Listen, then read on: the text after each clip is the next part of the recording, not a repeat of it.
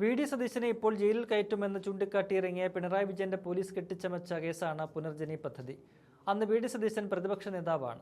ഒരു നാടിന്റെ കണ്ണീരൊപ്പാനാണ് സതീശൻ പുനർജനി പദ്ധതി തുടങ്ങിയത്. പ്രളയം നാടിനെ വിഴുങ്ങിയപ്പോൾ അവരിൽ പലർക്കും വീട് നഷ്ടമായി.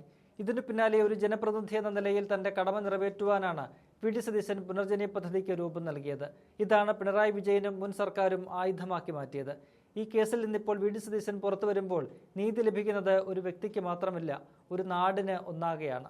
2018 പ്രളയത്തിൽ വീട് നഷ്ടപ്പെട്ടവർക്ക് വീട് വെച്ചു കൊടുക്കുവാൻ വേണ്ടിയുള്ള ധനസമാഹരണം നടത്താനായി വിദേശയാത്ര നടത്തിയെന്നും വിദേശയാത്രയിൽ ധനസമാഹരണം നടത്തിയെന്നതിലുമാണ് വിജിലൻസ് അന്വേഷണം നടത്തിയത്.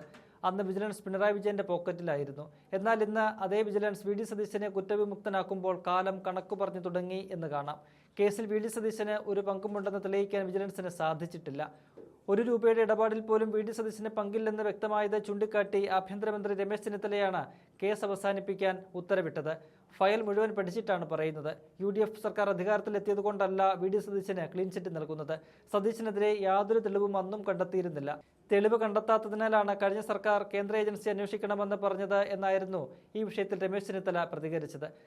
2018 മഹാപ്രളയത്തിന് ശേഷം വി.ഡി. സതീശന്റെ മണ്ഡലമായ പറവൂരിൽ നടപ്പിലാക്കിയ പുനരധിവാസ പദ്ധതിയാണ് പുനർജനി. പറവൂരിന് പുതുജീവൻ. തെരഞ്ഞെടുപ്പ് എടുത്തപ്പോഴുള്ള സംസ്ഥാന സർക്കാരിന്റെ തോൽവി ഭയമാണ് പ്രതിപക്ഷ നേതാവിനെ കൊടുക്കാനുള്ള ശ്രമങ്ങളെന്ന് അന്ന് തെളിഞ്ഞിരുന്നു. സതീശൻ വിദേശ ഫണ്ട് പിരിച്ചതിൽ ക്രമക്കേടെന്നാണ് അന്നത്തെ വിജിലൻസിന്റെ കണ്ടെത്തൽ. വിജിലൻസ് കണ്ടെത്തിയാൽ അത് മഹാസംഭവമാണെന്നാണ് CPM വിശ്വസിക്കുന്നത്.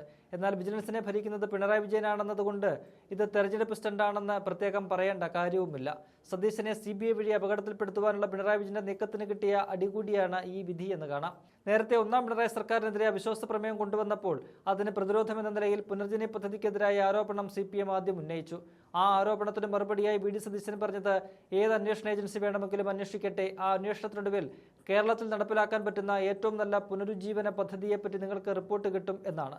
പുനർജനി കേവലമായ ഒരു ഭവന നിർമ്മാണ പദ്ധതി മാത്രമല്ല, അതൊരു പുനരധിവാസ പദ്ധതിയാണ്. 200-ൽ പരം പുതിയ വീടുകളും 100-ൽ പരം വീടുകളുടെ അറ്റകുറ്റപ്പണിയും മാത്രമല്ല, കുട്ടികൾക്കുള്ള വിദ്യാഭ്യാസവും വരുമാനമില്ലാത്ത മനുഷ്യർക്ക് പശുവും ആടും തൊട്ട് തയ്യൽ മെഷീനുകൾ വരെ കൊടുക്കുന്ന സമഗ്ര പദ്ധതിയാണത്.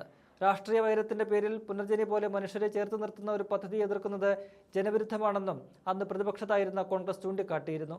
പുനർജനി അഴിമതി ആരോപണം ഉന്നയിച്ചതിന് പിന്നാലെ 2 മാസം കൂടി അന്ന് പിണറായി സർക്കാർ അധികാരത്തിലിരുന്നതാണ്. അന്ന് സതീശന്റെ രോമത്തിൽ തൊടാൻ പോലും സാധിക്കാത്ത വിജിലൻസ് പുതിയ തീരുമാനത്തിലൂടെ ആ കളങ്കം കൂടിയാണ് കഴുകി കളഞ്ഞിരിക്കുന്നത്.